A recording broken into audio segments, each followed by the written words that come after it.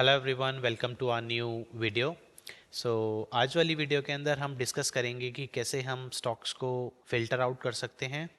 तो as a beginner काफ़ी लोगों को ये प्रॉब्लम होती है कि उन्हें ये चीज़ पता नहीं चलती कि कैसे हम स्टॉक्स को आइडेंटिफाई करें और कैसे हम उसके अंदर ट्रेड कर सकते हैं, क्या हमारा प्रोसेस रहना चाहिए।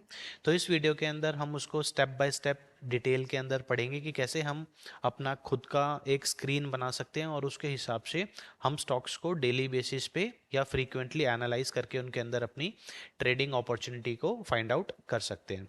So without wasting any time मैं आपको डायरेक्टली एक बार स्क्रीनर पे लेके चलता हूँ। तो सी screener.in एक वेबसाइट है जहाँ पे आप अपनी खुद की स्क्रीन डेवलप कर सकते हो।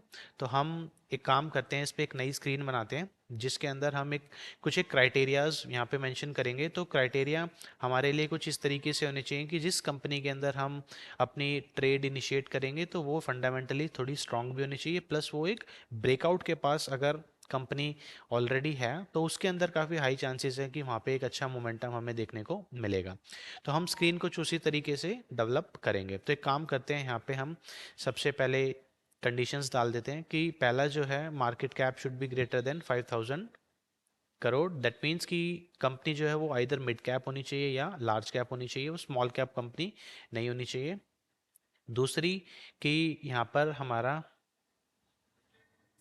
कि कंपनी के अंदर जो प्रॉफिट ग्रोथ होती है that should be greater than 20%। That means कि कंपनी का जो बिजनेस है वो ऑन अ रेगुलर बेसिस एक अच्छे प्रॉफिट ग्रोथ से बढ़ रहा है। तीसरा कि यहाँ पे हम करंट प्राइस देखेंगे कि जो करंट प्राइस है वो दैट शुड बी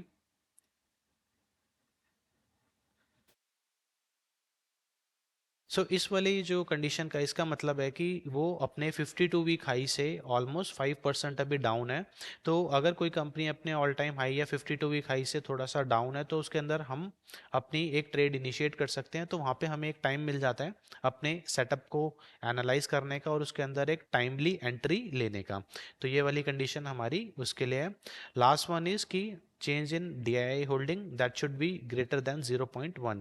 इस वाली क्वेरी का मतलब है कि यहाँ पर हम ये चीज़ देख रहे हैं कि जो डोमेस्टिक इंस्टीट्यूशनल इन्वेस्टर्स होते हैं उन्होंने उस स्टॉक के अंदर अभी रिसेंटली अपनी होल्डिंग्स इंक्रीज करी है बाय 10% या 0.1%।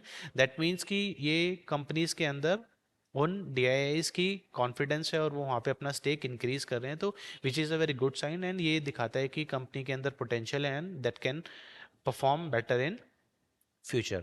तो अगर हम इस क्वेरी को रन करते हैं तो यहाँ पे हमें कुछ एक रिजल्ट शो होते हैं। तो अभी यहाँ पे 17 कंपनीज यहाँ पे हमारी एज पर जिस फिल्टर के हिसाब से निकल के आई है। तो हमारा नेक्स्ट स्टेप क्या होता है कि ये तो हमारे लिए कंपनीज यहाँ पे ऑलरेडी आ चुकी हैं। तो एज अ नेक्स्ट स्टेप हम क्या करेंगे, हम इन कंपनीज को वन बाय वन थोड़ा सा स्क्रीन पे ले जाके इनको एनालाइज करेंगे। सबसे पहले हम देख लेते हैं BLS इंटरनेशनल सर्विसेज।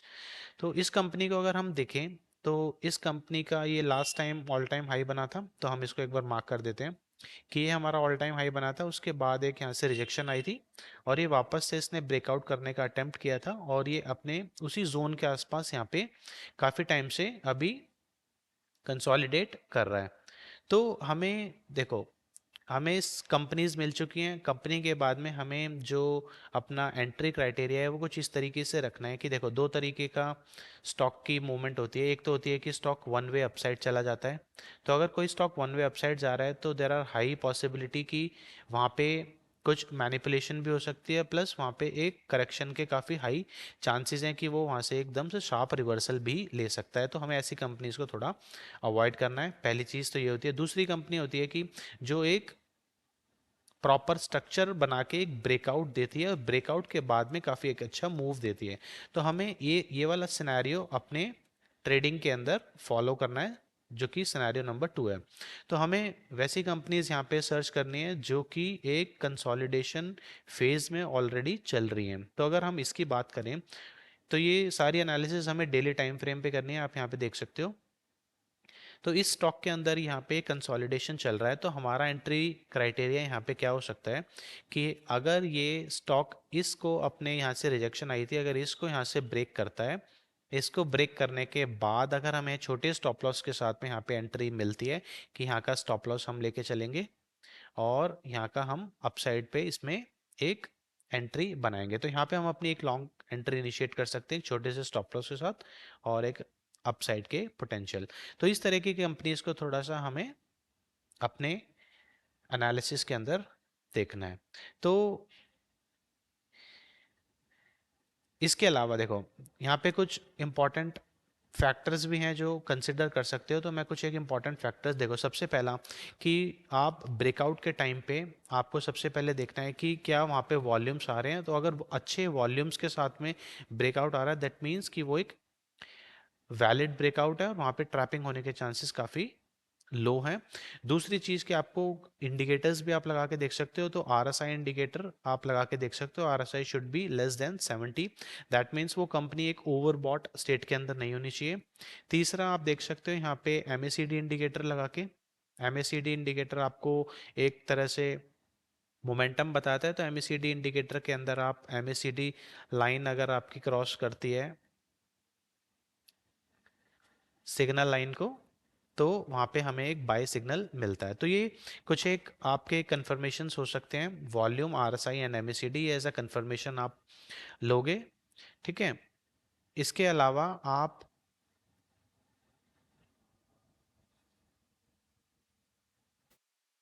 इसके अलावा आपको ध्यान में रखना है कि जो भी कंपनी आप एनालिसिस कर रहे हो जिस भी कंपनी की, वो एक वन वे रैली ना दे। वो एक कंसोलिडेशन के बाद अगर ब्रेकआउट दे रही है तो वहाँ पे काफ़ी अच्छे हमारे चांसेस बनते हैं। तो आई होप आपको ये एक सेटअप आपको ये समझ में आया होगा कि किस हिसाब से हम अपनी एंट्रीज डिफाइन करेंगे, किस हिसाब से हम यहाँ पे स्टॉक्स को आइडेंटिफाई कर रहे हैं। तो जैसे है हमने यहाँ पे सारी कंडीशंस डाल दी थी, तो हम इसको जाके अब सेव करेंगे। सेव में हम इसको डाल सकते हैं कि स्टॉक्स नियर 52 वीक हाई। तो यहाँ पे डिस्क्रिप्शन में आप डाल सकते हो कि stocks that are near breakout and fundamentally strong. ठीक है। तो ये आप अपनी क्वेरी यहाँ पे करके सेव कर सकते हो। अगर आप सेव कर दोगे तो आपको यहाँ पे स्क्रीन्स में जाके आपको ये रिजल्ट शो कर देंगे और ये आपके रियल टाइम पे अपडेट होते रहते हैं। तो आप इसको फ्रीक्वेंटली जाके इसको एनालाइज कर सकते हो स्टॉक्स को, एंड उसके हिसाब से जो ये क्राइटेरिया हमने यहाँ पे डिस्कस किया है कि कंसोलिडेशन के बाद में ब्रेकआउट आना चाहिए और ये सारे फैक्टर्स आप अगर लगा के देखते हो तो ही आपको यहाँ पे रिजल्ट्स दिखेंगे। तो आई होप आपको ये स्ट्रैटेजी समझ में आई होगी और इस सेटअप के हिसाब से अगर आप काम करते हो तो डेफिनेटली आपको इसमें रिजल्ट्स मिलेंगे। यहाँ पे एक चीज़ और है कि आपको इनिशियली इसको पेपर ट्रेड पे आप ट्राई कर सकते हो। पेपर ट्रेडिंग करने के बाद अगर आपको रिजल्ट्स दिखते हैं तो उसको फिर एक्चुअल आप अपने कैपिटल के साथ, जो कि स्मॉल कैपिटल होना चाहिए, उससे आप इसको देन फॉरवर्ड टेस्ट भी कर सकते हो। सो आई होप आपको ये एनालिसिस अच्छी लगी होगी और आपको इससे चीज़ें सीखने को मिली होंगी। So if you like this video do share it with your friends and family, and we will like post similar videos in on YouTube on a regular basis also। हम ये सोच रहे हैं कि अभी यहाँ से हम लाइव वीडियोस वगैरह बनानी स्टार्ट करें जिसमें कि लाइव स्ट्रीम्स वगैरह हम इनिशिएट करेंगे। तो हम लाइव मार्केट के अंदर कैसे सेटअप्स वगैरह डेवलप होते हैं, क्या चीज़ हमें कंसिडर करनी होती है, तो वो सारी चीज़ों के बारे में हम डिस्कस करेंगे। So thank you everyone for watching this video. So do share it with your friends and family.